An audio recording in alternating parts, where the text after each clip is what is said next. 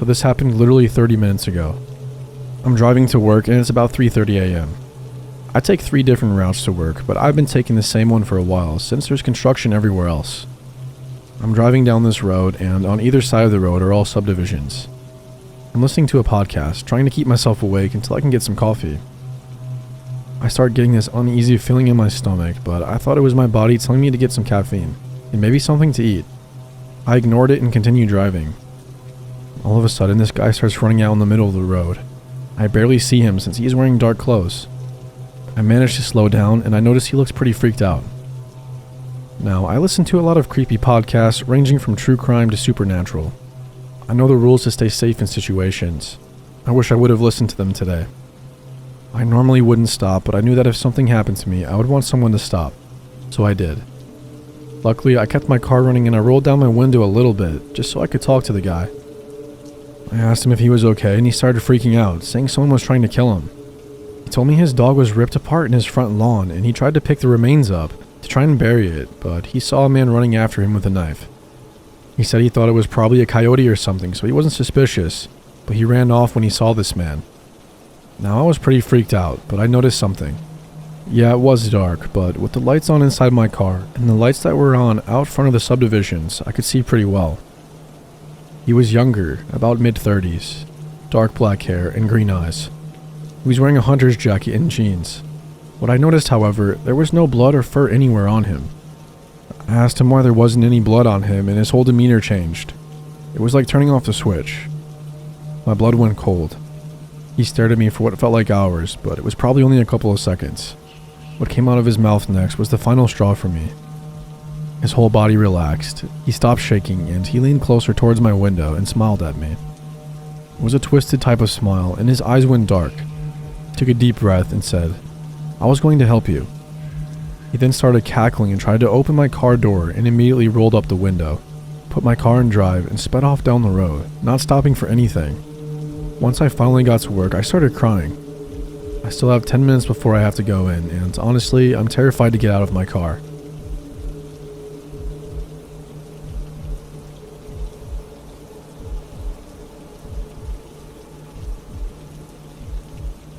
In December of 2015, I was making a north-south cross-country drive through the Midwestern United States. I was a university student at the time, a woman in my young 20s, driving home for the semester break. I was driving south through Kentucky on I-65 around 11:30 p.m., still about an hour away from the city where I was going to stop for the night.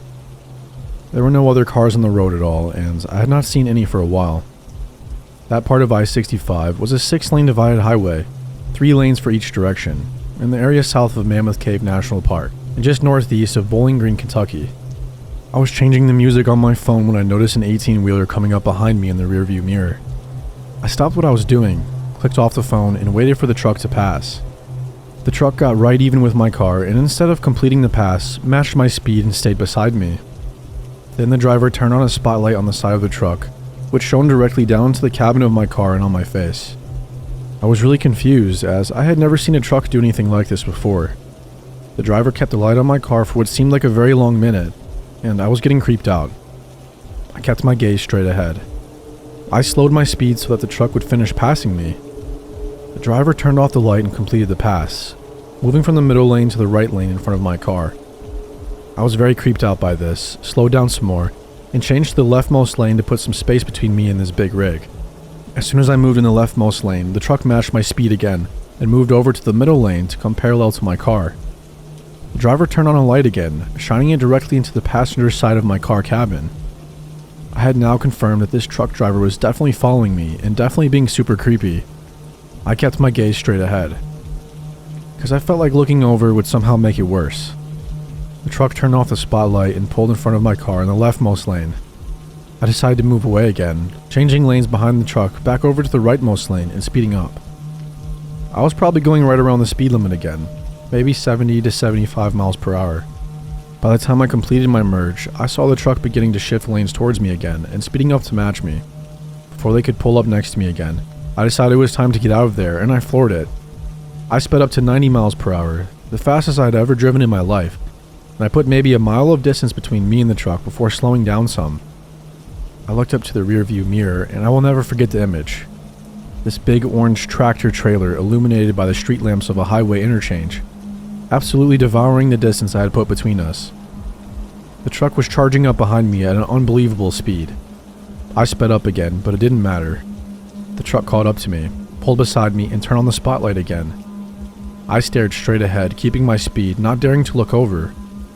It was at this time that I decided my only advantage was the maneuverability of my small car. I hit my brakes and dropped back behind the 18-wheeler, moving into the middle lane behind their truck. They moved over into the right lane, and I moved over behind them.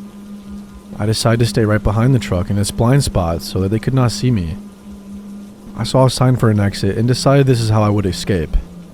I waited behind the truck in its blind spot until we came up on the exit. I waited until that last possible moment. Once the truck body was beyond the point where the exit split away, I darted out from behind the truck into the exit. Thoroughly shaken, I wondered how far away from the interstate I should go, and if the truck would come looking for me. I ended up just pulling into a Wendy's right beside the interstate. I parked and got out. I inspected my vehicle, looking to see if there was any damage, thinking maybe the driver was trying to warn me of something wrong with my car. There was nothing wrong with it. I waited at the Wendy's for a little while to make sure the truck was long gone before getting back on the interstate and continuing to my hotel. After the break, when I drove back to school, I didn't use I-65.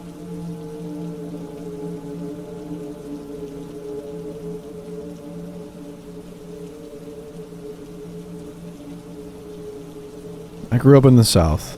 Tons and tons of beautiful places to see that haven't been taken over by concrete yet. It's nice. But along with that, it's pretty boring. Being a teenager and wanting to go out and have fun led to mostly improvising with your buddies and hoping something good will come out of the night. There wasn't really a local spot to go hang out like a club or cool bar, and the places that were close to this were boring because you did them so many times. I'm sure if you've ever lived in a rural area, you can understand the feeling completely. Something that I found a ton of enjoyment in as a teen was just cruising around super late at night listening to music. I would fill my gas tank up, grab something to drink, a cigarillo, and I would just take off driving around until the sun came up. It was a way for me to just clear my mind and relax. Those country back roads were always fun to drive down at 2 a.m. and was always just the right amount of spooky. Well, one night I absolutely got more than I was to bargain for. I can't remember what month it was exactly, but I know for a fact it was in the summertime, because I was out of school, and I also remember it being a comfortable, chill night. So if I was to guess, it had been around July or August. I was cruising around like I always did, and I was completely worry-free. I had music blaring, and I was in my zone. I decided to head down to a park just out of boredom. This particular park is at the very end of a long stretch of desolate country road, but it is a really pretty drive because of that. When I say desolate country road, I don't mean that it's some dirt road that goes through woods or anything crazy like that. It is a normal paved road, but there is really nothing on it after a certain point. The entire road takes about 20 minutes to drive down to get to the park, and after about 10 minutes into the drive, the houses start to get spread out, further and further to becoming no houses, and just road leading into the park. I think a lot of the reason I like this drive at night is because of how creepy it was, and I looked at it as some sort of adventure or whatever. The park isn't open for camping or anything. It's mostly just a lot of land with walking trails and biking trails set up through miles of woods. So obviously, at around 3 a.m. in the morning, it's pretty dead. I made it there and just did a slow normal little loop around the park. The night before, it stormed very badly. So badly, I remember my parents and I had to take shelter because of the threat of a tornado touchdown. There ended up being no tornado, but the storms were pretty damn rough. Because of this, I came up on a fallen tree in the road that looped around to the exit of the park that must have happened because of the storm. It wasn't some massive tree or anything, but I know for a fact that there was no way I could have gotten over it in my car, obviously. It was pitch black everywhere, besides the front of my car, because of my headlights, and because of that, I immediately ruled out backing up the entire way I just drove when I entered the park. I knew that was super dangerous, and there was no way. At this spot on the road, there was flat land on each side of me. I figured that it would make the most sense to just back up in the grass beside me just a little, and then drive back the way I came. It was a one-way loop around the park, but I wasn't really worried about going out the wrong way since it was so late. So I started to back up off the road so I could get my car turned around. All was good until I went to pull back up on the road. I totally didn't take into account how wet the grass was and the amount of mud. My car went absolutely nowhere. My back tires were completely stuck and were spinning in place as I was trying to floor the gas pedal. I started to become pretty scared at this point. Not the most ideal situation to be in. I immediately take my cell phone out of my pocket and saw that I had service. Super huge feeling of relief. I called my parents and told them what happened and where I was. They were pretty pissed at me, but said they will pay for a tow truck to come get me out. My parents both drove small 4-door sedans, and they would have been zero help in that situation.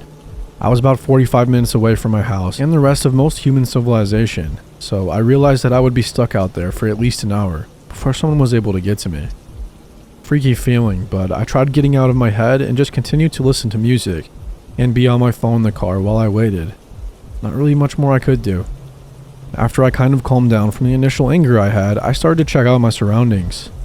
I didn't even notice at first because of everything going on, but in front of my car's placement was a field that was full of the most amount of deer I think I've ever seen at once. There legitimately must have been 40 deer in this field, just walking around eating the grass. The field wasn't directly in front of my car, but if I was to get out and throw a rock in that direction, I would have easily been able to hit one of them. So if I was to guess, they were about 30 yards out. This didn't really help with the creepy level going on. Looking out in front of your car and seeing 80 eye reflections staring back at you is a bit of an alarming feeling overall, but I was relieved it was just a field of deer. I watched them for a little bit, but I was quickly over it and started to just browse through my social media apps while waiting. They seemed to have been over it quicker than I was because they all went back to walking around and eating once they figured out that I wasn't going to attack them or anything. After browsing my phone for about 15 minutes, I finally get a call back from my parents letting me know that a tow truck guy is on the way and about an hour and a half out from my location. Still to this day, I remember hearing that and having the thought, you've got to be fucking kidding me. I understood that me and only me was the reason I was in the situation I was in, so I couldn't really be mad at anyone else. But that was very obviously not what I wanted to hear. I decided that the smartest thing for me to do was just make sure my doors were all locked, lay back in my seat, and take a nap to pass the time. So that's what I did. So I wake up about 45 minutes later to the feeling of being watched. I'm not sure if anyone has ever experienced that feeling before. I don't know how common it is. But there was a sixth sense alarm going off in my head telling me that I needed to wake up. Waking up to that feeling in the situation I was in and the surrounding I was in is probably the worst case scenario. I sit up and immediately check my surroundings and see nothing. I looked through my car very quickly for any sort of weapon and found a pocket knife. I was very scared. Even though I saw and heard absolutely nothing, that feeling is terrifying. I was shocked to see that the field of deer in front of me was still full of deer. I don't know anything about the animal, but I guess I always just assumed they don't hang out in the same place for long. Not sure why I thought that, but I was surprised to see them nonetheless. I called my parents back to see if they heard any kind of update from the tow truck dude. I decided to not mention the feeling I was having because I didn't want them to worry more, and I also knew that it was literally nothing more than a feeling I had nothing to back up why I was feeling that way, other than just being spooked out in general. No update from the tow truck guy, so we all assumed everything was still the same on his end. The call lasted just a few minutes because I felt like such a dick. They both had to wake up for work in a few hours, now have to spend a random $100 plus, and on top of all of that, they were worried about me. I could tell they were annoyed at the situation, but worried. I told them I'll make sure to tell them when the guy arrives, and I'm sorry. We hung up, and I looked up from the phone and immediately went from 0 to 100 in panic mode. The deer in front of me were all completely perked up, staring in the same direction right of them. Let me remind you that there are around 40 deer in this field. Every single one of them were stopped dead in their tracks, standing completely still, looking at something. I put my high beams on and stared, waiting for absolutely anything to happen at all. Nothing. I tapped my horn real quick. They didn't even budge or look my way. They were all still completely glued to what was by them. The way the tree line was, I couldn't see that far over in the field. I know they were looking into the woods by them, but where I was at, I was only able to see them. I could hear my heartbeat. I grabbed that stupid pocket knife and just waited for something to happen.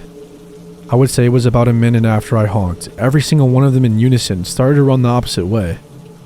They were running at full speed, and within 20 seconds, the field was completely empty. I was petrified in fear. I knew that staying in my car would be the safest thing to do, but it's the worst feeling in the world when you feel like a sitting duck. My head was on a swivel. I was freaking out in every way possible. I assumed that it was a bear or something, but it could have been absolutely anything. I was convinced at that point it was the devil himself. I didn't know what to do. I knew that the tow truck was close by, but I had no idea where he was. I began to shake because of nerves and just looked around to make sure nothing was by me and focusing on the field in front of me. I did this for what felt like an actual eternity, sitting in complete silence and darkness in the middle of nowhere, waiting for something to jump out and attack you. 15 of the longest minutes of my life go by and I start to see lights break through the tree line on the road. As it gets closer, I see it's the tow truck guy. The lights on his truck felt like it was Jesus coming from heaven to rescue me. He gets up to me and I jump out of my car and immediately ask him if he has a gun with him. I told him very quickly what just happened to me and that something is definitely out here nearby. He let me know that he had a shotgun in the truck and assured me that it was most likely a bear or bobcat. He gave me the whole, "They are more scared of you than you are of them" bullshit. The tree was small enough for him to sort of bulldoze it out of the way with his truck. Then he attached my car to his and pulled me out of the spot I was stuck in. He was very nonchalant about what I just experienced, but I was pretty badly shaken up from it. The whole time he was doing his thing, I still had my eyes glued out in that field, waiting for something. He was completely done with everything in about 15 minutes, and he told me to follow his truck out of there onto the main road again. I got into my car and was ready more than anything to get the hell out of this park. We started to drive away from the spot I was in, and I still had my head on a swivel, completely shook up. As we are driving away, I looked in my rear view mirror. We were down the park road just a tiny bit, but I could still see the spot I was stuck in, partially lit up from the vehicle's lights and the moon. I watched in my rear view mirror a man come out of the tree line behind where my car was, and walk into the middle of the road, and watch us drive away. My heart stopped beating, legitimately. I lost my breath, and my eyes started to get full of tears because of how absolutely scared I was in that moment. I couldn't see any sort of details like what he looked like or even necessarily what he was wearing. To be honest, I don't really care. The feeling that I felt driving away from that spot, knowing he was right there the whole time watching me as I was freaking out looking around, watching me as I was completely alone for a long time, maybe even coming right up to my window and watch me as I slept. That's a feeling that is something I can't necessarily put into words. All of these years later, and it still messes with me quite a bit. The entire time we were driving off, as long as I could see him, he didn't move. Just watched us in the road. A million things went through my mind. I was scared there may have been multiple people up the road waiting for us. I was trying to figure out if I should start beating on my horn like crazy to get the tow truck guy to stop or not. I decided that all I wanted to do was get out of there, more than anything. The second that we finally got out of the park and was able to be on a 2-lane road again, I flew past the tow truck driver and I did nothing below 70 miles per hour the entire way home. I flew through stop signs and stoplights. I absolutely did not care. The only thing on my mind was making it home. I got home, ran inside, very quickly acknowledged my parents and said sorry and thank you, and went to my room. I didn't get a single second of sleep the rest of the night. I was searching for any sort of records of things happening in that area, escaped convicts, similar stories, etc. I came to the conclusion that the man was some sort of squatter or homeless. I read many things online how it's common for homeless in rural areas to build shelter in the woods, which does make sense to me entirely on why they would do that. But obviously, the unknown is the scariest part of it all. What if he wasn't homeless? What if he was going to hurt me? What if? There's so many possibilities of what could have happened, but the outcome that did happen is what I am most grateful for. I never told my parents this story until many years after it happened, and I was already an adult and moved out. It freaked them the fuck out too when I told them. I never went back to that park, ever. Even though I no longer live by there, I still have no desire at all to go back there. I don't think I could even in broad daylight with a ton of people around. I also made the decision to stop doing those late night cruises. I did a few after that time with people, but even then I felt very uncomfortable and on edge.